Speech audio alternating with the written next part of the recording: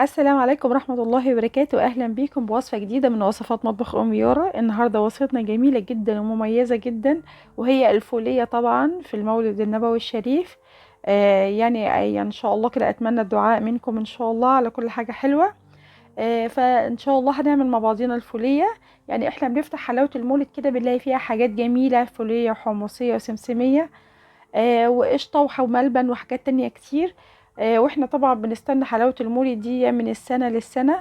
دلوقتي انتي ممكن ان انتي تعمليها في بيتك في الوقت اللي انتي تحبيه، لو انتي عارفة تعملي الطريقة صح وجميلة، وكمان تطلعيها بتقطم كده، وكمان طريقة تحسيها طرية من جوه كده، بس انتي بتقطميها عادي وبتبقى خفيفة جدا.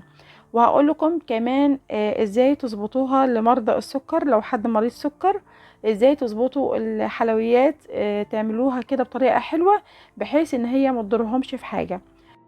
واحنا قبل كده عملنا مع بعضينا كمان السمسمية، وعملنا كمان قشطة المولد بطريقة جميلة جدا، وطلعت معانا ناجحة 100%. يعني طلعناها حلوة جدا بمقادير مظبوطة وطلعت حلوة خالص. يعني احنا مع بعضينا كده هنعمل كمان الفولية بطريقة سهلة جدا. اهم حاجة متنسيش ان انت تعملي لي اشتراك في القناة وتفعلي لي زر الجرس على الكل علشان يوصل لكم كل جديد من مطبخ ام يارا ووصفات ام يارا. نبتدي بقى مع بعضينا كده وصفتنا الجميلة بتاعتنا.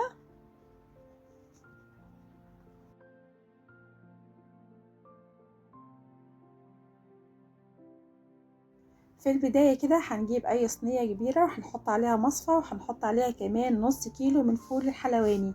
الفول يا جماعة طبعا بيجي من عند المقلة، بيكون مش متقشر ولا اي حاجة. احنا بنقشره بالطريقة اللي انتوا شايفينها دي، وبتقعدي تدوسي عليها كده لغاية ما تنزلي كل القشر اللي فيها زي ما انتوا شايفين. وبعد كده بتاخديها بقى بتحمصيها لو هي مش محمصة، وبتحطيها في الفرن تسخن، ولازم تكون سخنة جدا قبل ما تبتدي الوصفة بتاعتنا.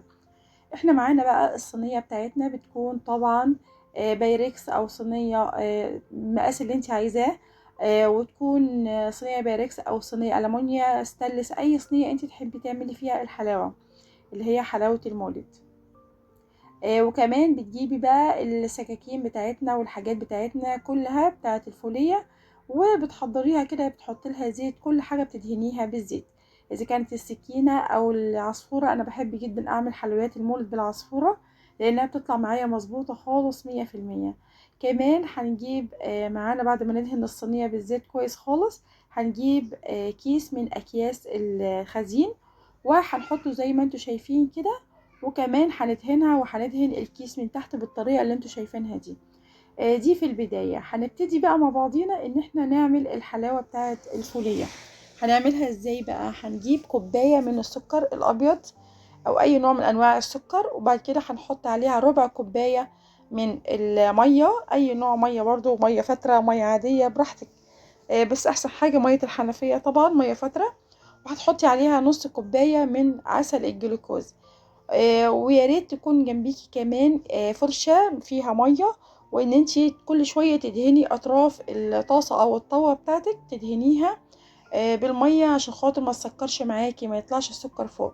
وتقلبي في النص زي ما انتوا شايفين كده لغاية ما اللون هيتغير معاكي. اول ما اللون يتغير معاكي تجيبي بقى حاجة كده تحطي فيها مية ساقعة، وتحسي ان هي خلاص، تحسي ان هي بتتقل معاكي كل شوية، تروحي تجيبي بقى بالمعلقة كده، وتروحي تحطي فيها السكر اللي احنا عملناه.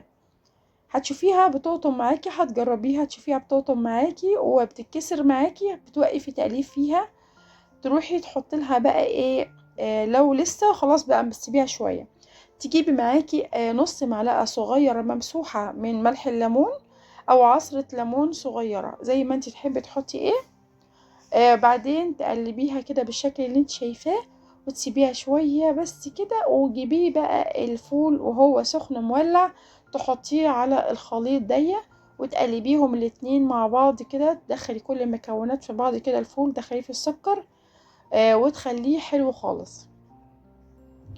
بعد كده على السريع بقى كده عشان خاطر ما تبردش منك، ان انت تحطيها على طول في الصينية المدهونة بالزيت.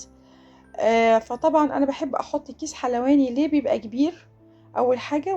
وتاني حاجه ان انا بقفل بيه الفول او اي حاجه بعملها، سمسميه حمصيه او اي حاجه، بقفل الكيس بتاعها بالطريقه اللي انت شايفاها دي، عشان بس ما تعورش يدي او اي حاجه، لانها بتبقى سخنه مولعه خالص. كمان بتجيبي العصفوره اللي انت دهناها، وبرده بتقعدي تدوسي عليها كده. لو عندك اي حاجه ان انت تفردي بيها ممكن تفردي براحتك، بس انا حابه ان انا اعمله بالعصفوره. بعد كده طبعا بتشيلي الكيس اللي هو الكيس اللي احنا حطيناه ده. بعد كده تدهني تاني السكينه دي العصفوره، معلش بتدهنيها بالزيت كويس خالص، وبعدين بتحطيها بتفردي بيها لغايه ما تفرد خالص معاكي. بتجيبي بقى السكينه المدهونه، وانت بقى بتحبي تقطعيها ازاي، تحبي تقطعيها مدورات مربعات، تحبي تقطعيها كبير صغير، زي ما انت حابه ان انت تقطعيها يا جماعه.